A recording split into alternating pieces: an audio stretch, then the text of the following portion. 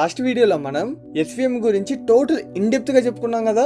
I hope అందరికి అర్థమైంది అనుకుంటా.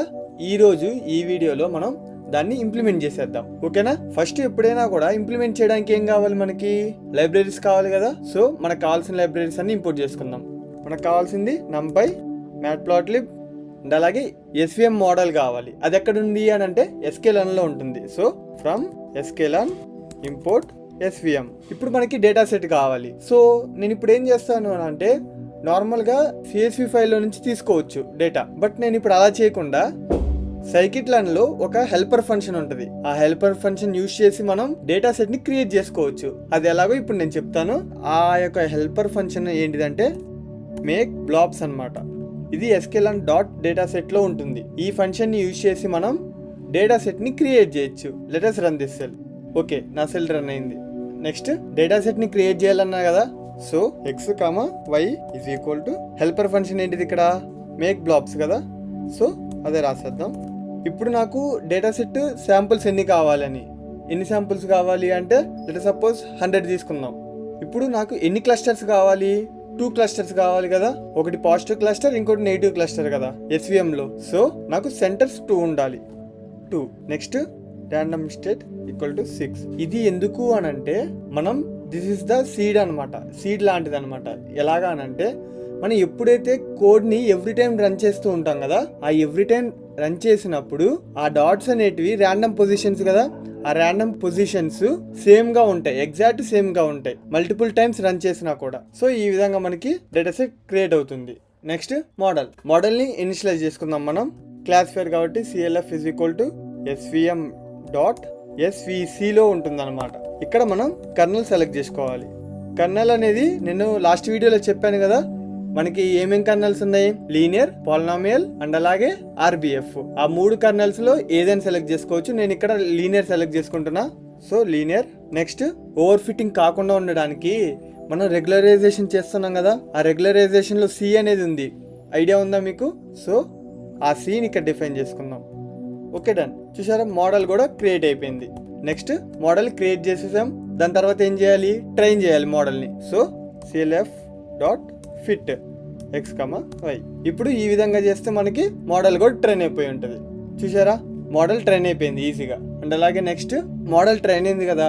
సో ఇప్పుడు మనం విజువలైజేషన్కి కోడ్ రాసేద్దాం, ఓకేనా. PLT dot scatter. మనం ఫస్ట్ ప్లాట్ చేయాలి కదా.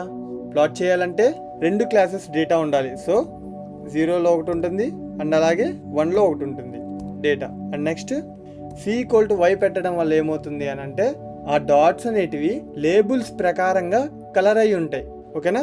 తరువాత మనకి జనరేట్ అయ్యే హైపర్ ప్లేన్ ఉంటుంది కదా, దాని యొక్క వెయిట్స్ని రాసుకుందాం ఇప్పుడు, ఓకేనా. దాని యొక్క వెయిట్స్ ఎలా వస్తాయి అని అంటే CLF డాట్ కోఎఫ్ ఆఫ్ 0. ఇందులో మనకి ఎలా ఉంటుంది అని అంటే W0 అండ్ W1 ఈ 2 ఇందులో ఉంటాయి అన్నమాట. అండ్ అలాగే నెక్స్ట్ మనకి ఇంటర్సెప్ట్ కావాలి కదా. So B is equal to CLF dot intercept of 0. ఇది బయాస్ అన్నమాట. నెక్స్ట్ ఇప్పుడు మనకి పారామీటర్స్ వచ్చేసాయి, ఓకేనా. ఇప్పుడు మనకు కావాల్సింది ఏంటంటే స్లోపు అండ్ అలాగే ఇంటర్సెప్ట్ కావాలి, అంతే కదా. సో స్లోప్ అండ్ ఇంటర్సెప్ట్ ఎలా వస్తుంది అని అంటే నేను చిన్న డెరివేషన్ చెప్తాను చూడండి, వెంటనే అయిపోతుంది, ఈజీగానే ఉంటుంది.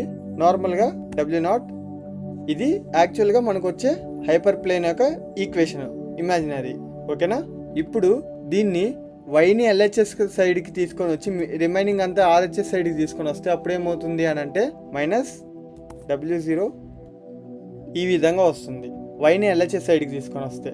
సో మనకు కావాల్సిన స్లోప్ వచ్చేసరికి ఏమవుతుంది అంటే మైనస్ ఈ Wలో మనకి W0 ఉంది, W1 కూడా ఉంది కదా. సో ఇక్కడ దీని ప్రకారమే రాసుకుందాం. చూడండి, కరెక్ట్గా చూడండి, ఇదే రాస్తున్నాను నేను ఇక్కడ. ఇది స్లోప్.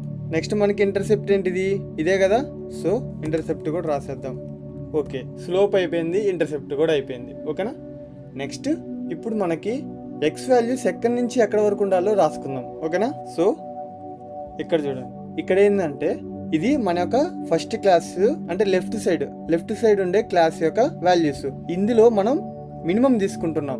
అండ్ అలాగే ఇదేమో మన యొక్క రైట్ సైడ్ ఉండే క్లాస్, ఇదేమో ఇప్పుడు ఈ 2 మన క్లాసెస్. సో ఈ రెండిట్లో నుంచి మనం మినిమం ఒకటి మ్యాక్సిమం ఒకటి తీసుకుంటున్నాం. ఇప్పుడు మినిమం మ్యాక్సిమం మధ్యలోనే కదా ఉండేది ఎక్స్ వాల్యూస్ అనేటివి.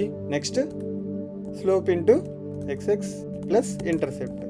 ఓకే, మన యొక్క హైపర్ ప్లేన్ కూడా ఇక్కడ వచ్చేసింది. నెక్స్ట్ మనం ఏం చేద్దాము, మార్జిన్ కూడా డ్రా చేద్దాం. ఓకేనా, మార్జిన్ కూడా డ్రా చేస్తే ఈజీగా ఉంటుంది అండర్స్టాండ్ చేసుకోవడానికి ఎవ్రీథింగ్. ఇప్పుడు ఇదేంటిది, మన యొక్క హైపర్ ప్లేన్ కదా.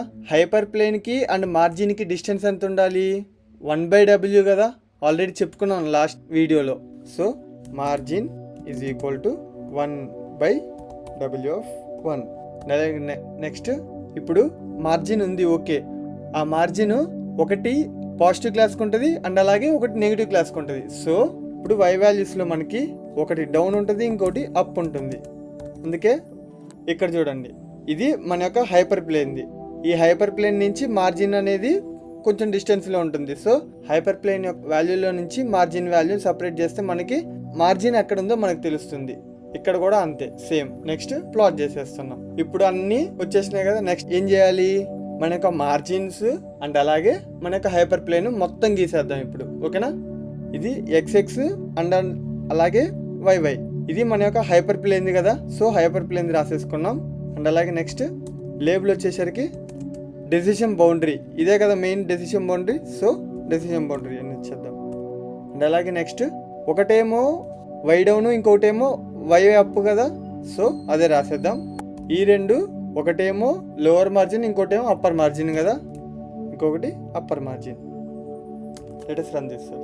చూసారా, మనకు కావాల్సిన హైపర్ ప్లేన్ ఇది అండ్ అలాగే ఇది దాని యొక్క మార్జిన్. ఇక్కడ గమనించినట్లయితే ఈ మార్జిన్ అనేది నియరెస్ట్ డేటా పాయింట్కి మాత్రమే పాస్ అవుతుంది. ఇక్కడ కూడా అంతే సేమ్ అదే విధంగా వెళ్తుంది. ఆల్రెడీ లాస్ట్ వీడియోలో చెప్పుకున్నాం కదా, అదే ఇక్కడ జరుగుతుంది.